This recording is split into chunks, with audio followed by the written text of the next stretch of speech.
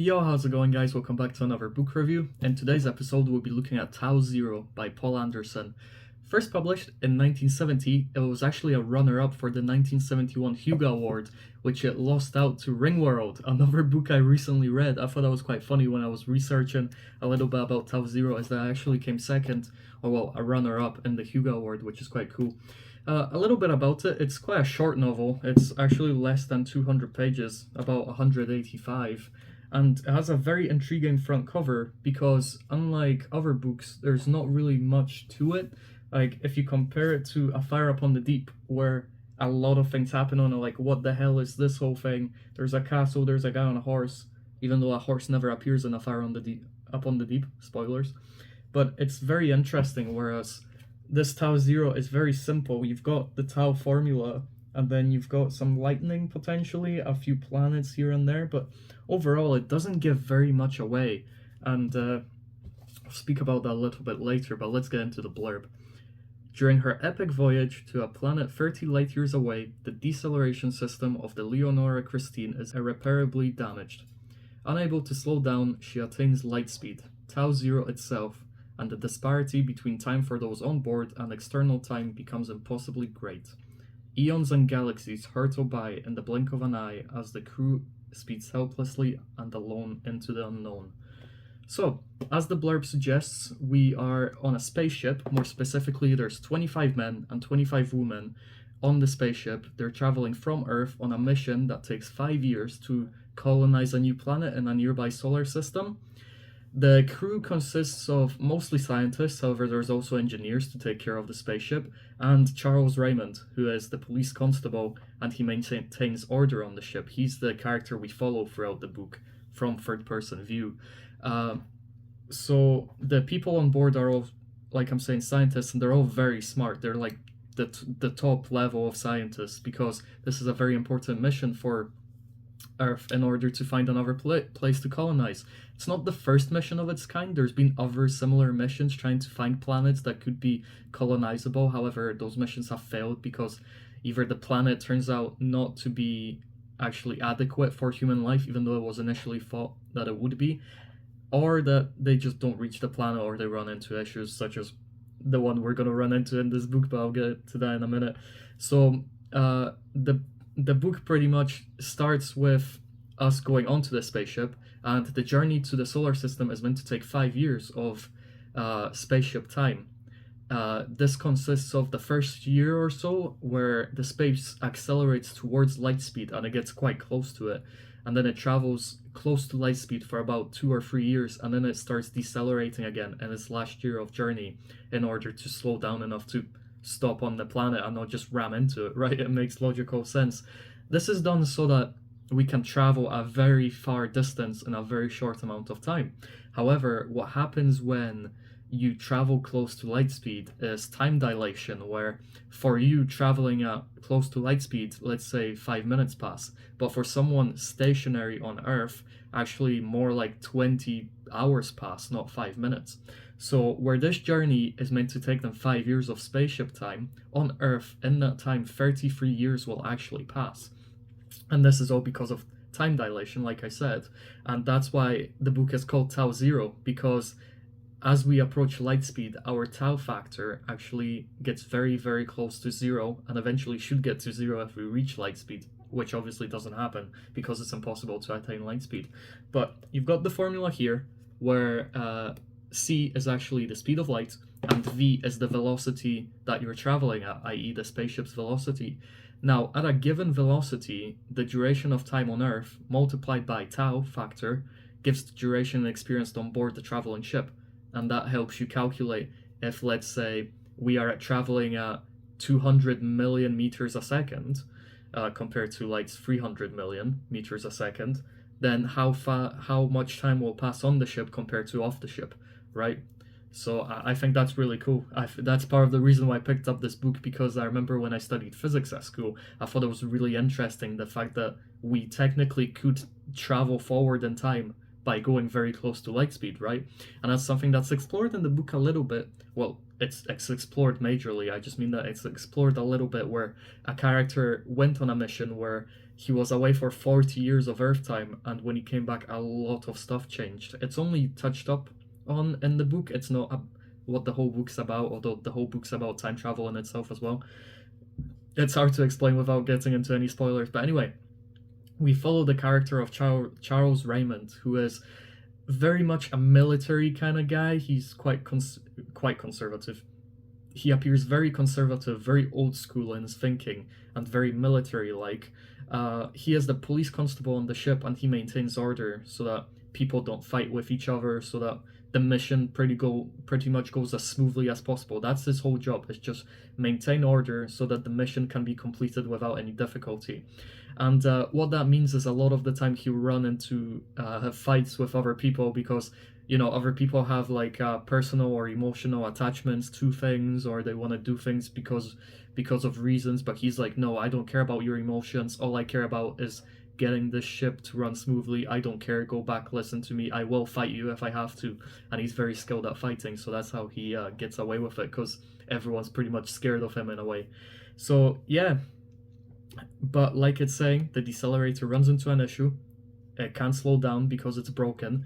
They can't fix it because there's so pretty much the engine takes energy from nearby stars and particles, and because of that, no one can go and repair the engine, because if you go out and repair it, then you'll get a lot of radiation poisoning and you'll die. So they can't repair it. They can't turn off the engine either to eventually slow down, even though it will take forever, because if they turn off the engines, their shields will go down as well, and they need shields for, again, gamma, radiation poisoning, and just so that particles hurling at them super fast, just they will like destroy the ship if there is no shielding. So they need the shielding so they can't slow down, and they can't repair that decelerator at the same time, so they run into a bit of a problem where they're pretty much stuck on the ship for the rest of their lives unless they come up with a solution. And why you should read this book, because they're stuck on the ship for the rest of their lives, they obviously run into a lot of psychological problems where there's a lot of arguments between them. You know, people may want to kill themselves because there's nothing to live for. They'll be stuck here forever. They try and make life as meaningful on the ship as possible, as livable as they can. But however, they struggle with everyday life because of that, because it's so unnatural compared to being on Earth. And the book delves into that a little bit. There is a bit... It's quite, even though it's a hard science fiction novel, it does delve quite a bit into the personal aspect of how the people feel, and like the social aspect of it. So I think that's a very interesting part of the book. Another reason why you should read this is, as I just said, it is a hard science fiction novel. It even says on the front cover, it says the ultimate science fiction novel. And the reason for that is because it does delve quite deep into physics. I don't know how accurate everything that it says is, because I'm not a big physics buff. I did well in school, but I wouldn't say I'm actually that smart. So I don't know if Paul's just talking out his ass with most things, or if everything he says does actually make sense. But I assume it does make sense, because he's obviously studied this topic quite a bit. But yes, it is very hard on science. It talks about science a lot. It talks about the concepts, the engine, the time travel, the speed of light. It talks about how we perceive things when we're traveling at the speed of light. It's a lot of interesting topics, and even though I'm not really that knowledgeable on it, and I found some of it hard to understand, I still had a good time with the book. And so I don't think I should turn anyone away, because it's not the biggest part of the book, even if you're not a big like hard science fiction kind of guy. Like I'm saying, there's a lot about like the social aspects, about the personality of the people on board, the emotions they feel. So yeah, I think that's why you should read it. The only thing I did not like about the book, or well, two things. One, it's very short. Like I said, it's like 185 pages. It's not really long. And after coming back from reading A Fire Upon the Deep, which I also have a review of, which is almost 600 pages, it's quite hard to understand a book that's less than 200, because you feel like there can be so much more character development, so much more world building, but we just don't have time for it because the book is so short. Obviously, I don't know how much world building you'd make in this book, because it just takes place on a spaceship in space, and we don't stop at any planets or anything. But there's a lot more personality development that could go on, and that's my that's my second issue with the book, is there pretty much is no character building. Like, we find out a lot about Charles Reymont, but except for him, there's maybe like one or two other characters that we actually learn anything about, and even then, there's not that much that they learn from the journey. They don't change much, and a lot of the characters we interact with, they have names, but you can whenever I was reading, I was just like, there's scientist number 1, scientist number 2, scientist number 3, because all of their personalities blend together, because the book isn't about that. You know, we have a mission, which is to find a way to decelerate this spaceship, so they don't really focus on the personality of all the characters that much. That's the only thing I have an issue with, and why I can't rate the book any higher than I did. However, now that I've read it, I read it about 2-3 weeks ago, and now looking back at it, I did really enjoy it, and I do think it's a decent read. It's a short read, so you don't really have to commit to it too hard, and I do think Poul Anderson makes the book entertaining enough to read through it. So that's why you should read it, and that's my spoiler-free review of the book. Now I'm gonna get into a bit more spoiler stuff, a bit of different topics I want to talk about, things that I want to mention, things I want to discuss. So what I would recommend is go read the book, come back, and then we can discuss all these topics together. And while I'm discussing stuff, if you want to kind of give your own opinion across, or if I ask a question and you know the answer to it, then definitely stick in the comments below and we can have a discussion about the book, and maybe mention some things that you found it interesting about the book that I forgot to mention. So that all being said, let's start off with something I'll just touch upon because I don't have that much to say about it, but the fact that Sweden is the ruler of the world. It's something the book introduces straight away, and pretty much what it's saying is there was a nuclear war on Earth, and we were really close to destroying all of civilization, all of humanity. However, it thankfully did not happen, and now the Swedes have been entrusted with pretty much controlling the whole world. And there is a bit of exposition, like half a page, maybe a page of exposition for it, but pretty much what it comes down to is it's a country modern enough to maintain peace and order. However, it's small enough that it can't just conquer everything. However, it was entrusted with like all the nuclear weapons, all the kind of weapons of any sort, really. So it is pretty much a police state, and Charles actually calls it the New Romans at one point, which I don't think is far off, to be honest, but that's the thing. That's another bit of the book that could have been more developed, but it's only like spoken about a little bit. That's not necessarily a bad thing, because if you just mention it, it leaves a lot to the imagination. However, I do feel like if we made the book longer, we should definitely touch up on why Sweden is in charge of everything. But I thought it was a nice little detail that there is someone who's in charge of the whole world, and it's Sweden. It's not like America or China or Russia or something like that. So I did enjoy that. I thought that was quite a fun little detail. I want to touch up on the downsides of space missions, because one of the characters who is quite instrumental to the book, I would say Boris, he talks about how he once went on a mission which took 12 years. However, because they were traveling close to the speed of light, 43 years passed on Earth. And what he talks about is his experience when he came back from space, and all the people he knew were still alive. However, they were completely different, and obviously the way of life changed completely. Because imagine you're 25, right? And you go on a space mission. You come back 12 years later, so you're 37, but then actually 43 years passed on Earth, so you'd be, what, 68? All your friends would be 68 when you're only 37. They're literally almost double your age. And by that point, not only did they have kids, but they probably have grandkids as well. And you're coming back. It must be the weirdest thing for you. Imagine you're just walking, you just knock on your friend's door, and your friend is like an old granddad, right? Because time passed differently on Earth. So I thought that was very interesting, especially if you have a family. It must be very, very daunting and difficult to really go out on a mission and then come back, and your whole world has changed. Maybe even like people you know have died. Like, let's say you're in your 30s, let's say your parents are in their 50s, you go out on a mission for 10 years, you come back, and when you're back, your parents are dead because you were gone for that long, right? Maybe even your siblings are dead as well. Who knows, right? And I thought that was a very interesting thing about space travel in that way. If you're traveling close to the speed of light, it's quite an interesting topic. Also, not just that, but how the world completely changes, right? Imagine you like left the world in 1950, right? And you lived for 15 years, let's say 55 have passed in the real world. So you lived in 1950, and now you're in the year 2010, let's say.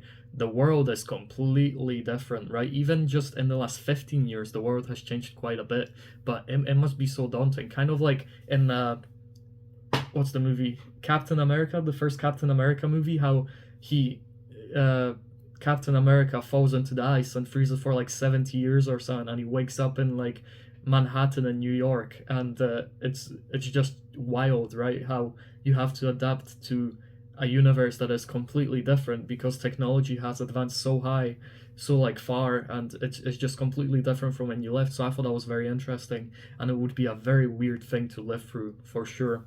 Let me grab a quick drink. So yeah, another thing I want to touch upon is Charles Reymont himself, because like I said in the spoiler-free part, he is a very interesting character, and he's very much a love-or-hate him kind of guy, right? And for me, I was more on the love him side, because I usually I'm usually rooting for the main character anyway, right? But especially Charles, I quite liked that his character was really not focused on emotions, how he was just, I will do my mission no matter what, and you are all making my life more difficult. I really liked that part of him, how he just wanted to get the job done. And well, that was his whole job. His job was have no emotions. So I did really like that. I think in a way I could relate to him because I'm not the strongest guy emotionally as well. Like, I can sometimes be a bit like grow up as well. Like, just, calm down. It's not that deep. And Charles is definitely that kind of character. And not only that, but I did really like how important he was on the spaceship, like to the point where he does become the captain in a way, because Captain Telander obviously tells him that you are the captain now, in a way. So I did like that. However, one thing I found a bit weird was that obviously everyone on the ship is very scientific, they understand science, but so does Charles Reymont. That's not necessarily a bad thing. I just thought that sometimes the scientists explain stuff to him, and straight away he was like, yep, I understand exactly what you're talking about. And obviously the reason it's done is so that the reader can just be told what's going on in layman terms. And if Charles Reymond was like, wait, but why this, why that, I don't get it, whatever, then the book would probably not hit the same. So I do get why it was done like that. It's just a little thing I thought I'd mention. But yeah, I really like Charles Reymond as a character. Like I'm saying, he doesn't really grow much during the book, but at the same time, I don't think he has to. Like, just reading about him, I didn't really disagree with any of his morals. Like, when he gets cheated on, he obviously says how his morality is very much like one lover and stuff like that, but I didn't really find that to be an issue. Like, at the end of the book, he obviously settles down and he's totally fine anyway, so I don't really think he needed development, or perhaps he would have used some more development if the other characters also developed, but I'll get into that later. So a big thing I wanted to talk about in the book is promiscuity. It's about page 50. We find out that Ingrid was cheating on Charles with Boris, I think, and first thing I want to talk about before that is how Boris explains that when he returned from his mission, he wanted to find a traditional wife, one that hasn't had many partners, one that just wants to be with him, that kind of thing. But what he's found when he came back is because time has progressed by like 50 years, all the women already had like many sexual partners, and they were a lot more independent, that kind of thing. Kind of like where the world is right now, where women aren't just stuck in the house all the time, and like, the world has progressed.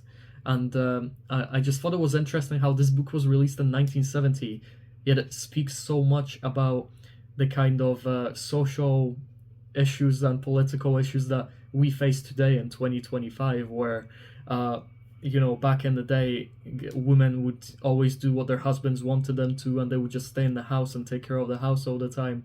They would only have one or two sexual partners in their life, no sex before marriage, all that kind of thing.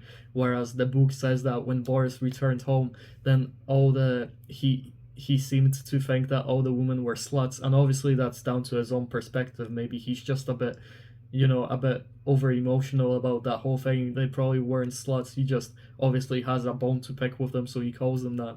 However, I just thought it was interesting. Now, the book was released so long ago, yet it talks about promiscuity as if we're in 2025. So yeah, I thought that was interesting. But yeah, Lindgren cheats on Reymont, and I want to read a bit of the book, just like a page or so, because there's quite a lot I wanted to cover in this about her promiscuity. So I'll read that and then we'll discuss it. No, Carl. Carl. She clutched his tunic. I never imagined. Listen, Boris needed me. Yes, I admit it. I enjoyed being with him, but it was never deeper than friendship.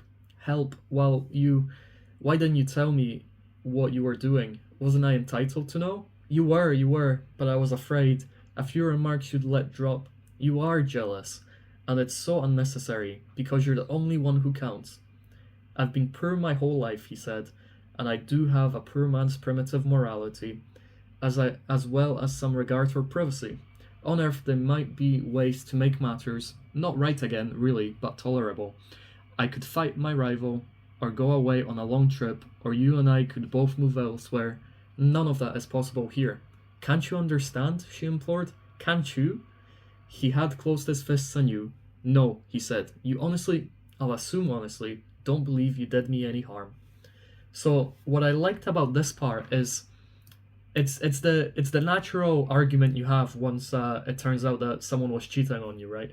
However, what I really enjoyed about it was that Ingrid sees nothing wrong with her cheating on Reymont, whereas Reymont obviously sees a lot wrong in it, because Reymont is very conservative, very old school, where if someone cheats on you, that's it, that's over, you can't be together anymore, you've really hurt me. However, from Ingrid's point of view, she looks at it more like Boris needed me, he needed someone that could love him, that could take care of him, and I really wanted to help him because he's my friend. I don't have any feelings for him. However, I just really wanted to help him. She says at one bit, you are jealous. Like, it's his fault. He's got a bad characteristic about him. She says, you are jealous, and it's so unnecessary because you're the only one who counts. Even though he's the only one who counts, she obviously does not really consider how he'd feel about it. She knows that he's jealous, and she knows that he would not like her to cheat on him, but she does it anyway because she thinks that it's maybe not morally right, or maybe she does think it's morally right, it's a bit ambiguous, but she thinks it's okay to cheat on Reymont because she's just trying to help a friend. However, she obviously knows that Reymont would not appreciate it, and later on she says, can't you understand? Like, as if, again, Reymont is in the wrong, like he just doesn't see the bigger picture. And in a way you could say he doesn't, because they're stuck on a spaceship with only 50 people, and Boris needs help, and he gets that help from Ingrid, and you could say that that's why it's justified that Ingrid is cheating on Reymont with Boris, because in the bigger picture it helps maintain morale and it helps Boris be a normal person and do his job correctly. But at the same time, she obviously really does not understand Reymont's emotions, even though he barely has any. He obviously does not like being cheated on, and she does not consider that to be a thing. And that can be seen by Reymont at the end saying, you honestly, I'll assume honestly, don't believe you did me any harm. Because it just shows how different their opinions are on it. And depends how you see the world. Maybe you think cheating is okay. Maybe you think cheating for a reason is okay. And that's fine. Like, I'm not here to tell you that you're wrong. I'm not going to argue with you about that kind of thing. But it's very interesting to see the perspective from two completely different characters, where one sees it as morally right, whereas one sees it as clearly morally wrong. And I thought that was why this whole quote was really, really interesting. And then it becomes especially interesting considering it's 2025, or we just went through a very important election in 2024. I guess everyone considers every election to be very, very important, but this one we just had very much focused on the difference between genders, where you had the Democrats being very much like about female issues, whereas the conservatives, whereas the Republicans were very much considering the man's point of view, right? And I'm not gonna get into politics. I really don't want to focus on that on this channel. I don't want to focus on that in my book reviews. However, I just thought it was interesting how the book focuses quite a bit on that in what I just read and what I'm about to read as well. We're not quite done with it yet. However, this book was written in 1970. It was probably written before that. That's when it was published. However, it's interesting how topics in it and themes can be so relatable in 2025, especially one about promiscuity, which out of all the books I've read so far and reviewed on the channel, this is the first one that touches on promiscuity, which is quite interesting as well. But the second quote I wanted to read you from the book is, again, kind of about that liberal kind of mindset, kind of about promiscuity. And it's on page 72.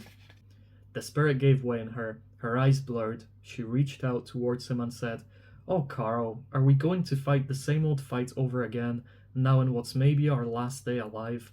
He stood rigid. She went on fast. "I loved you. I wanted you for my life's partner, the father of my children, whether on Beta 3 or Earth. But we're so alone, all of us, here between the stars. We have to give what kindness we can and take it, or we're worse than dead. Unless you can control our emotions." Do you think there was any emotion, anything but friendship and wanting to help him get over his hurt, and make a wish to make sure he did not fall seriously in love with me, with Boris? And the article state, in as many words, we can't have formal marriages en route because we're too constricted and deprived as is. I have normal needs. I've not settled down, committed myself, she gulped, like you. So, the reason I like this one so much is Ingrid says, "Are we going to fight the same old fight over again?" I thought that was very interesting because Reymont is obviously so hurt by the fact that she cheated on him, yet she still cannot understand that it was such a big deal. Like, it ended their relationship. Like, it broke everything they had together. And Reymont just can't let that go. And that's not necessarily a bad thing, but it's interesting that Ingrid just sees it as like water under the bridge. It happened, fine, let's just move on. But he just can't move on with it. And there's quite an interesting bit here because Raymont's whole job on the ship is to maintain order and not care about emotions at all, as long as everyone is doing their job. Whereas here it actually switches for a bit, where Ingrid says, "Now in what's maybe our last day alive." So she's very much like, let's maintain the high morale and let's not worry about anything. The most important thing is to keep everyone alive. Whereas Reymont is the one pretty much metaphorically crying because his emotions were hurt. So it's a funny change in perspective from one person to the other. And yeah, I really enjoyed that part of the book a lot. Especially later on when she again goes into that she wasn't falling in love with Boris. She knows they can't have formal marriages on board, and they're very much constricted in what sexual relations they can have or relations they can have with other people. But she has normal needs, and so she feels that it's okay to sleep with other people because it's a need of hers. And you can't necessarily say that's incorrect, because people have needs. Humans need to sleep with other people because they're sexual creatures and all that.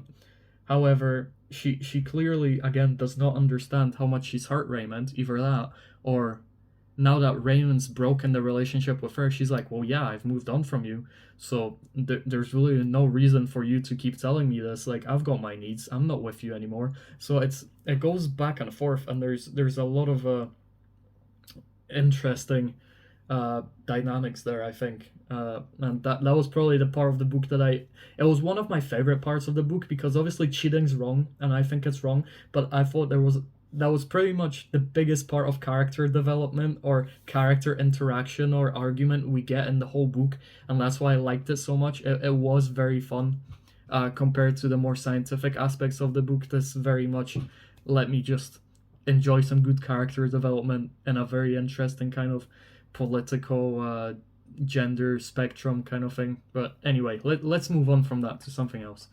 So I did enjoy how at one point Ailing mentions how she misses the little things, like she misses the noises of animals, she misses the smells of earth, of trees, of flowers, just just little things that you never focus on. Have you ever had it where, let's say you went on a hike, right? And then you took a smell and you're like, oh, I'm so glad to be in nature. It's just like small things like that. You can't have those on the spaceship. You can pretend to create an environment like that. Let's say you put a lot of plants in a room and try and create like an eco environment of plants everywhere, but it's not the same as actually being on Earth, hearing the sheep in the distance or the water in a stream. Like, it's not something you can compare to each other, and that's something that she makes clear. And I just thought it was interesting because you never really think about those things. You take them for granted until you don't have them, pretty much. And I thought that was quite nice. Another thing I wanted to focus on is how would it be better to live trapped forever on the spaceship or just to commit suicide? Because a few times it mentions how Reymont is trying to keep the morale high, because if he doesn't keep the morale high, then people will most likely commit suicide because they have nothing to live for. And there is a few parts in the book where characters do feel like they have nothing to live for. They just sit in their room and drink or just lie in their bed all day because there's nothing for them to do. They are just stuck on a spaceship.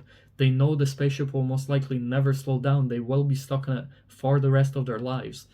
So it's an interesting topic of, if you're in that situation, do you just live your life out in the spaceship, or would you just want to commit suicide?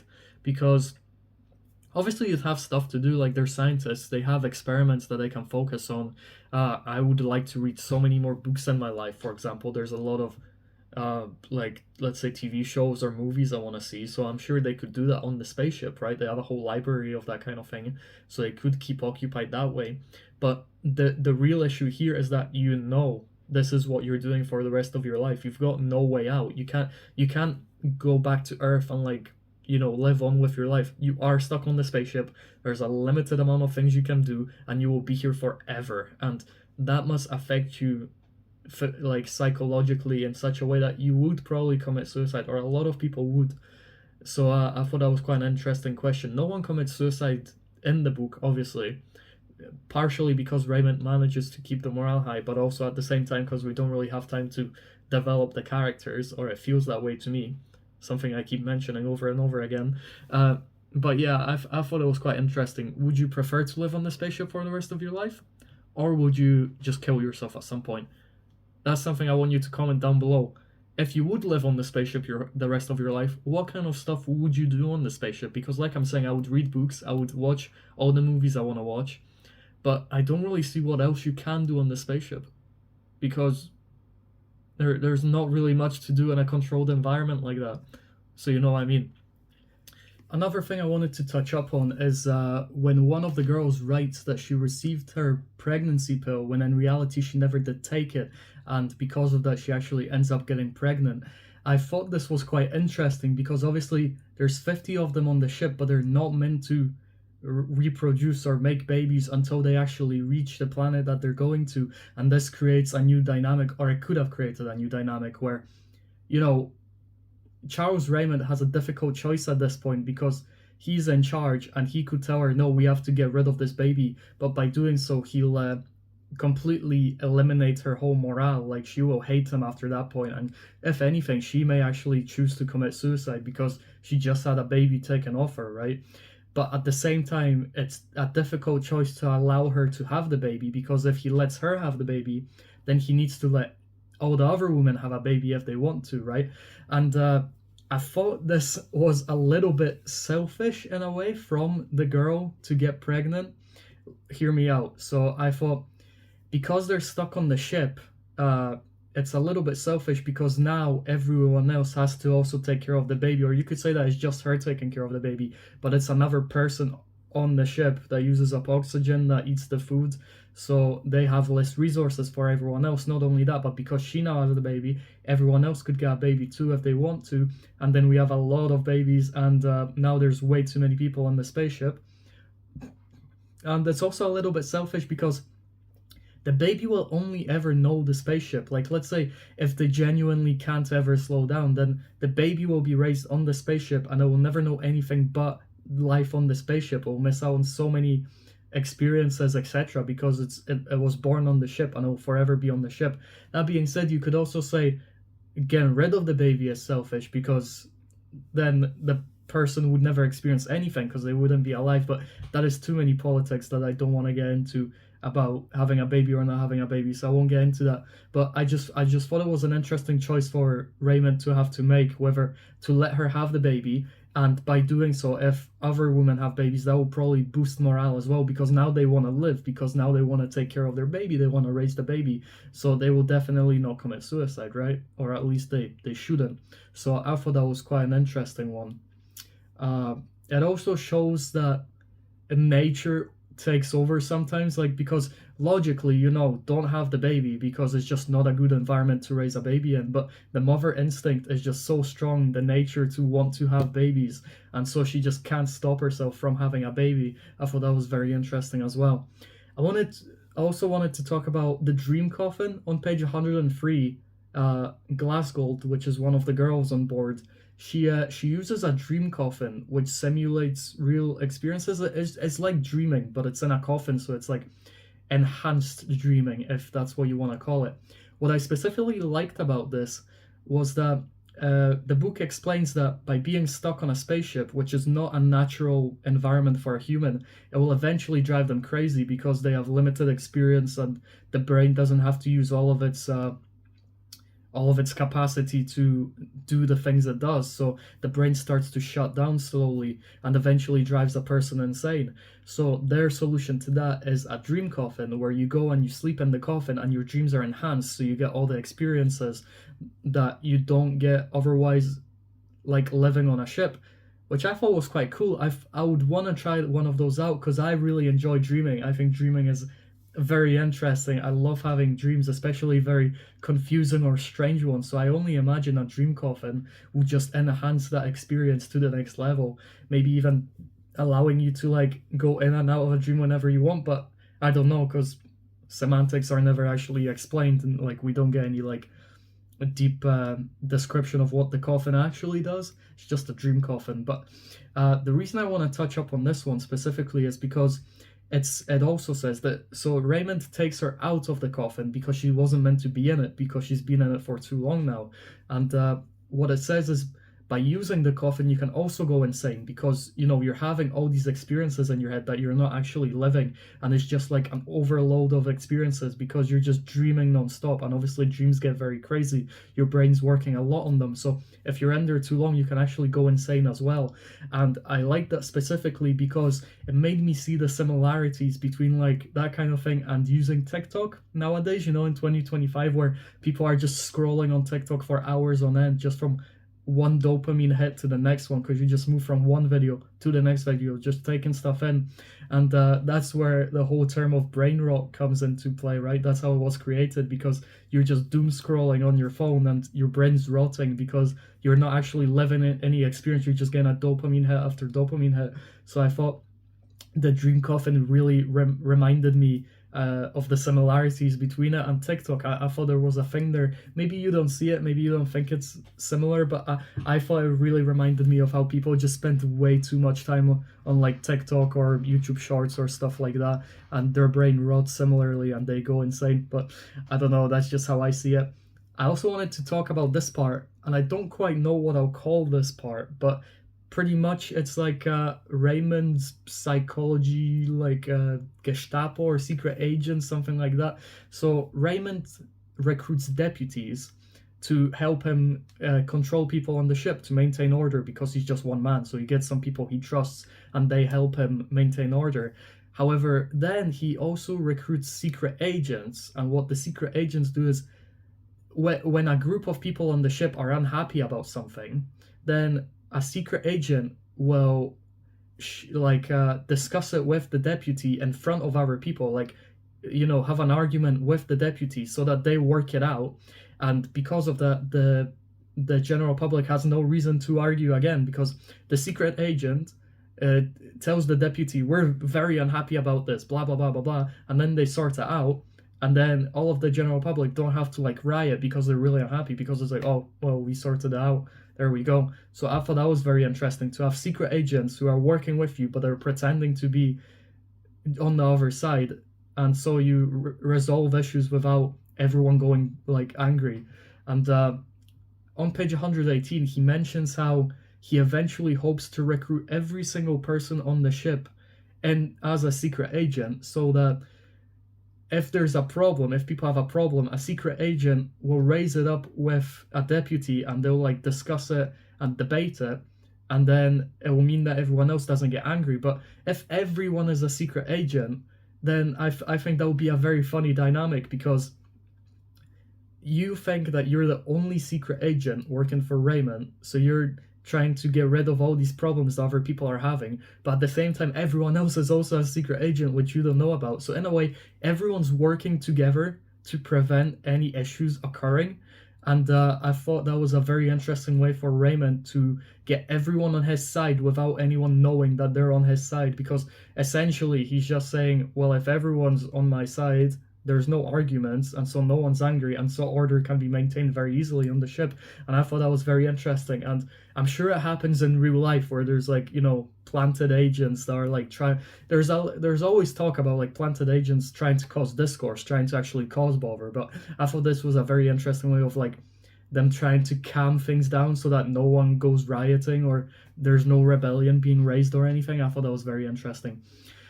I wanted to talk about this catch-22 of when they're actually traveling in the spaceship and they're obviously very close to the speed of light. The decelerator is broken, but then they fix it, so now they can slow down. However, they can slow down, and to slow down, they need a lot of particles to take energy from so that they can decelerate. However, they need to find an area with enough particles for them to decelerate. And if the area they are in does not have enough energy for them to decelerate, they need to move to a different area with more energy. Makes sense. But then to reach that new area with more energy, they need to accelerate to reach it in time. Otherwise, they would never reach it. So they accelerate to reach an energy with enough particles to slow them down. But the more they do that, the more they're accelerating. So the more particles they need to slow down. So the area that had enough particles no longer has enough energy to slow them down. So now they need to find a different area with enough energy to slow them down. But to do that, they have to accelerate. So in other words, they are stuck constantly accelerating because they can't find an area with enough energy to help them decelerate. And if they just don't accelerate anymore, they will never reach an area with enough energy. So they're stuck forever accelerating. And I thought that was really interesting, because they're just stuck. There's really no way for them to resolve this issue. Obviously they end up resolving it, and I'll get to that in a minute, but I just thought it was very interesting how they're just stuck forever accelerating because there's not an area with enough energy at the moment, so they have to keep accelerating to reach one, but then they're accelerating too quickly, so it's never enough. And I thought that was very cool. I want to also very quickly touch up on how they've on page 166 it mentions how they've traveled 50 billion light years. So at this point, the sun no longer exists because it burns out, and the Earth was swallowed ages ago by it. So I thought that was something that's interesting, because what does that actually do for the psyche of the people on board the ship? Do they actually know? Because they're all scientists, I assume they all know that, oh yeah, Earth would be gone by now, like it would be swallowed up. So I wonder if now they're like, well, what's the point of living? Because not only can we not slow down, but Earth, not only is humanity no longer existing at all, not just our friends and family, but there's just no Earth, full stop. Like, there is nothing we can go back to. It doesn't exist anymore. Like, that must really mess up your psyche. Not only that your friends are dead, your family are dead because you went ages forward in time, but also that just the planet doesn't even exist. The sun doesn't even exist anymore. Like, that must do a lot for your psyche. Not only that, but then it also speaks about how they've traveled through a whole galaxy with 100,000 years in a few seconds. That's how quickly they're going. 100,000 years in a few seconds. That is insane. I just thought that. But now let's go on to the big reveal, or what I would call a big reveal. It depends who you ask. Probably if people who know a lot about science read this book, they probably wouldn't have been as like blown away by the reveal as I was. How they eventually reveal that the universe is dying because we've traveled so far forward. Like, you know, we've traveled like millions or billions of years ahead. So the universe is dying and is going back in on itself. So that is what they use. They're like, okay, if the universe all comes back in and then a second Big Bang happens, which should happen, then there will be enough energy in a small portion of space for us to actually decelerate. So I thought, wow, that is very smart. Like, because I was stuck for so long thinking, okay, well, their decelerator is now again working, but they genuinely can't slow down. How are they gonna get out of this? How are they not gonna down the spaceship? And this was a very good reveal to me. I was like, wow, I never even thought that that was good. That could possibly happen. Like, I obviously knew that the universe would come back in on itself, like the reverse of a Big Bang, but it just never occurred to me while I was reading it that that would be the solution to it. And so I like this quote, which goes, "Giving an oscillating universe, this development was inevitable, or so we perceived by hindsight." And the reason I like this quote is because what it's saying is, well, based on what our universe is, it was obvious that this was going to happen, but we only know about it because it happened. You know, like we never thought about it, but now that it's happened, it was obvious. I just thought that was a very like scientific way of being like, oh, I knew this would happen, but I didn't really. Now that it's happened, it's like, oh yeah, that's so obvious. And that's exactly how I felt when I was reading. I was like, oh wow, that makes so much sense. I never even thought of that, but yeah, that totally makes sense. I thought that was quite interesting. Touching on that, I also thought, because I didn't know about this, I was really going through my head thinking, okay, what can they do to resolve their issue of not being able to slow down? So I thought of theories myself of what could happen in the book, how the book could end. And I thought that either they're all just gonna die on the spaceship because they genuinely can't slow down and they'll never find a solution to it. And so I thought the rest of the book would be about just their life on the ship, how they're all losing hope, and how maybe some people have killed themselves, but some choose to live on. And then like just a bit about how like Reymont lives with maybe Ingrid for the rest of their life on the ship, and the relationship they build or something like that. Or I thought what could happen is, because they've traveled like millions of years into the future, what could happen is that humans have evolved so far, like humans on Earth, who probably have moved on to other planets by now. They've evolved so far that they have such good technology that I would not be surprised if they were able to somehow catch up to them. Even though they're going at just about light speed, they would catch up to them, or they would find a way to communicate with them, or they would find a way to like teleport them back to their planet. Because bear in mind, we're like millions of years into the future. Anything is possible at that point, right? And I thought maybe what would happen is they would just like grab them out of space and teleport them back to the planet. Obviously, like take all of their speed out straight away so that they don't just blast into the planet at light speed. But I thought they would like get teleported, or at like humans that are way more evolved, or even aliens would come and slow them down themselves with their technology. And then the rest of the book would just be us like seeing how far humanity has evolved in these millions of years that they've been gone. Or alternatively, we meet a new alien species that slows us down and we get to find out about this alien species. That's what I thought would happen, but I thought the book's a bit too short for that, because that would open so much world building that I just don't see how we would have had anything developed based on how much of the book was left. So I was a bit disappointed. I thought that that would have been very interesting, that we left Earth to colonize a new Earth, but actually now everyone's so evolved that that's like we've been beaten to the task by other humans already. And also it would be cool because obviously Boris says how at one point he goes on a mission and comes back and 40 years have elapsed. And think about how much life would have changed in those 40 years. Now imagine how much life would have changed in a million years, right? Or multiple million years. Like that would have been interesting how at the start of the book it talks about how life has changed over 40, but now we actually get to see the crew experience it themselves, where life has evolved so hard and they have no clue what to do with themselves because it's completely different. Technology is so different. Even the humans don't even look like humans anymore because it's been millions of years. I thought that would have been a very interesting concept to like take the book forward, but I get why Paul didn't go that way, and that's totally fine. I just thought it would have been interesting.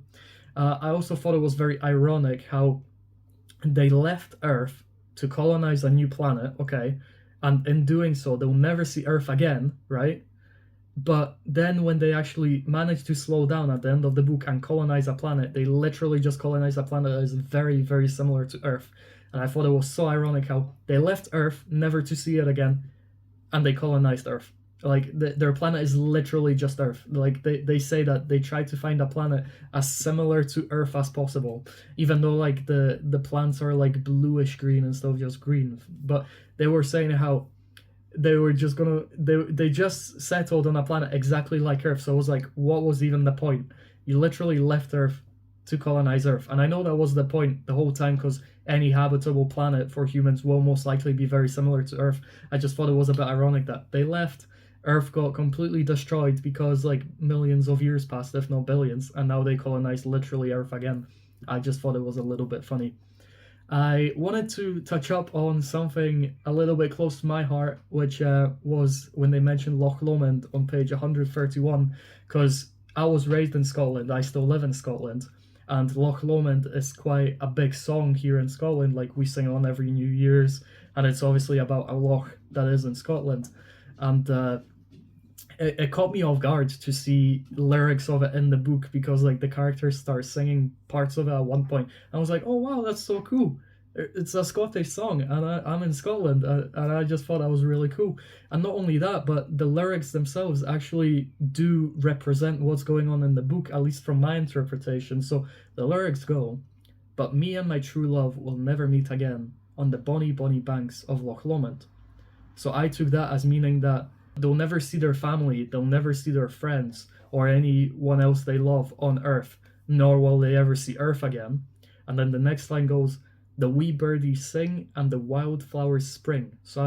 So while that is being sang, Reymont's actually discussing strategies with one of the scientists about how to stop the ship, but also how to maintain good morale, because they have to keep everyone else updated with what's actually going on. So I thought that was the wee birdies sing was Reymont and the scientists like discussing coming up with a scheme, or like a plan of what they're gonna do.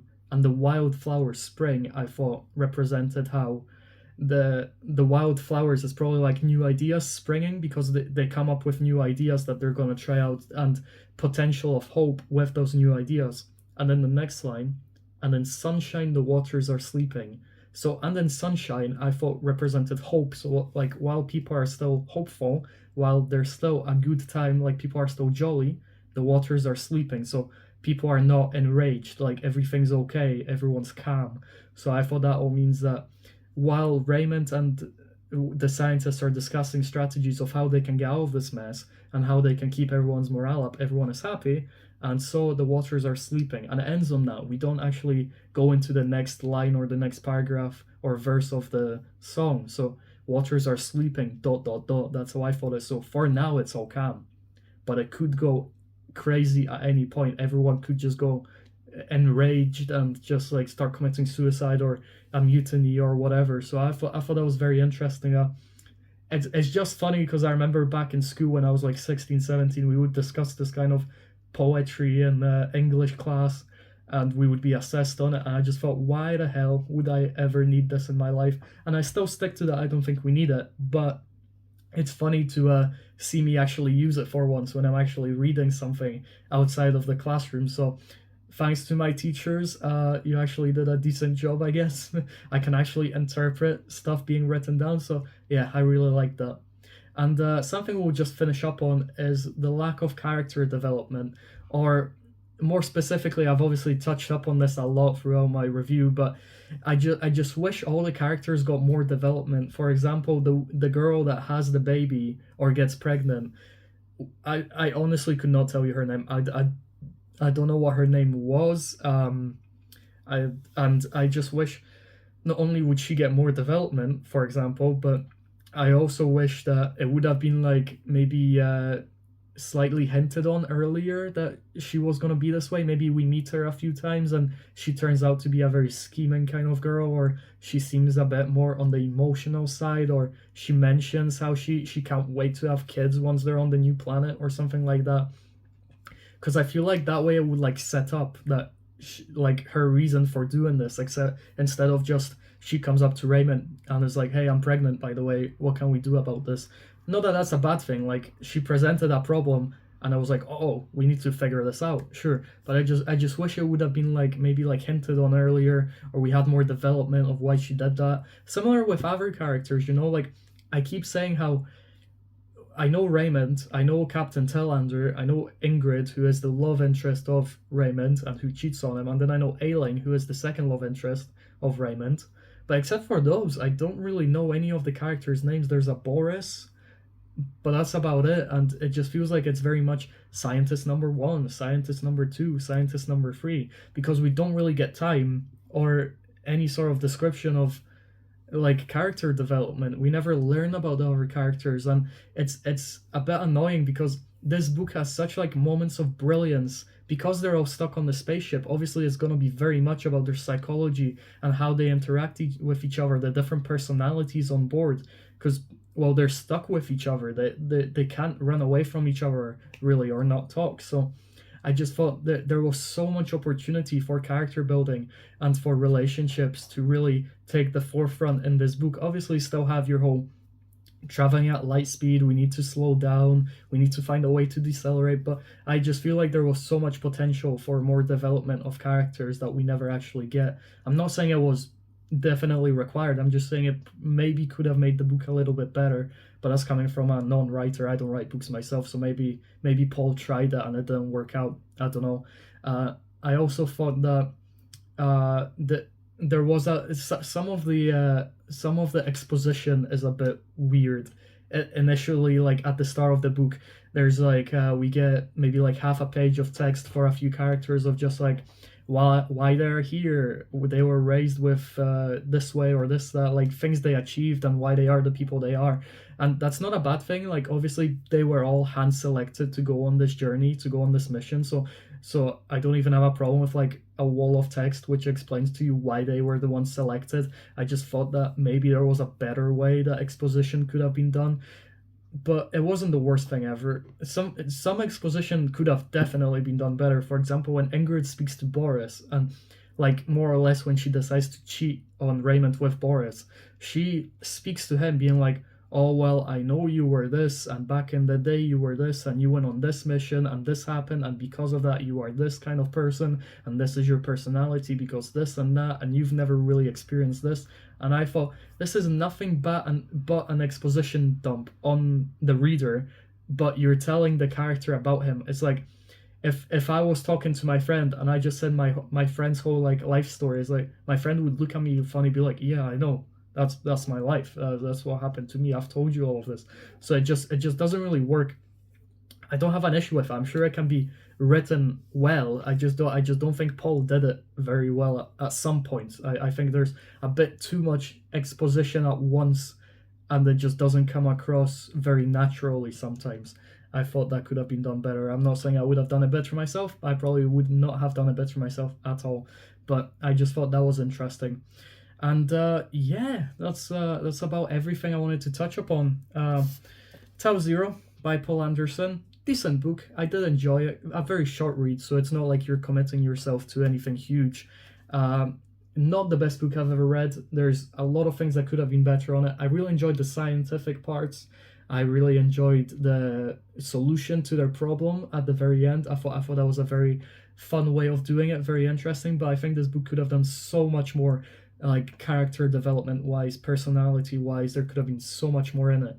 It had a lot more potential. The ending could have been different. I think the ending is fine. I sometimes have a problem with endings in books, but this one I actually don't have a problem with. I just think that I had a few ideas that I would have preferred the book to go in for the ending, but it's not my book, I didn't write it, so everyone has their own perspective, and maybe the idea I had would actually not have been that good at all. But definitely recommend the read.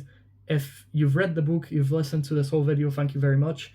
And if you want to speak about anything, discuss anything in the comments, then please do. I'll try and reply to as many comments as I can, and guess I'll see you in my next review.